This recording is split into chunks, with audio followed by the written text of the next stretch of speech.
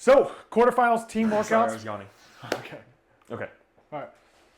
Quarterfinal team workouts were just announced. We have our 4 to 5 workouts, depending on how you count them. 5, I guess. So, quick tips on how we're going to do them. For the most part, we're going to run straight through them. We have 4 teams, so there might be some people switching around depending on schedules. But for the first workout, quick notes on those. You have a 15-minute AMRAP, 10 front squats, and then you have your handstand walks alternating in pairs. Make sure that you put your weaker squatter in the middle. That way the stronger squatters can be on the outside and just follow along. The people in the middle don't need to worry about the people in the back. You just focus on getting your squats done, and making good reps. And the back people are responsible for making sure the team is actually synchronized, as well as your judge. Then, typically also, if you're the stronger squatter, you might not be the better handstand walker. So, ideally, if your weaker squatter can immediately start walking, that way when they get done at the end of all of this, they have a little bit of break before they actually start the front squats again. So those are quick things, but you can switch around who is doing the handstand walk from round to round as long as you alternate people. So you may have to make some adjustments on the fly.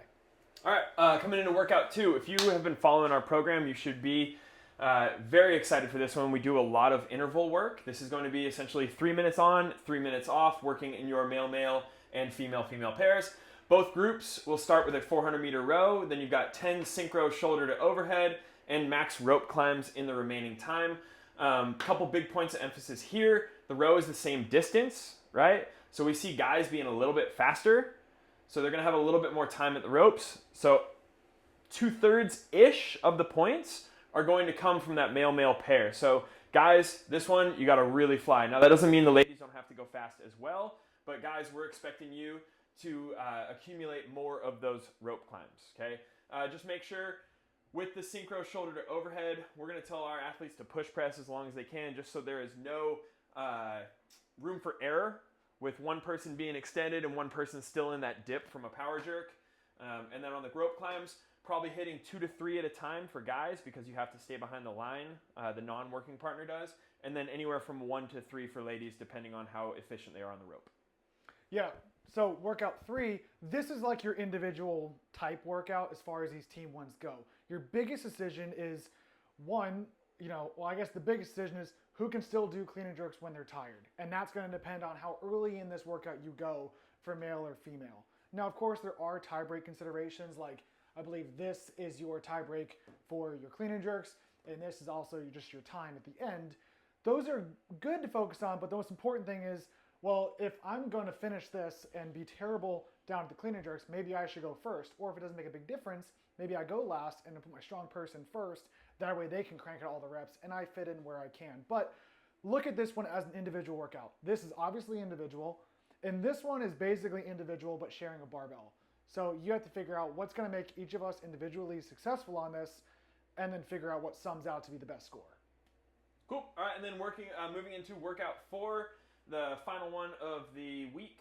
We've got 2 7-minute AMRAPs, okay? They're consecutive. Male-female 1 will begin. It's 1, 2, 3, 4, etc. of shuttle runs, and 2, 4, 6, 8, etc. of synchro dumbbell thrusters.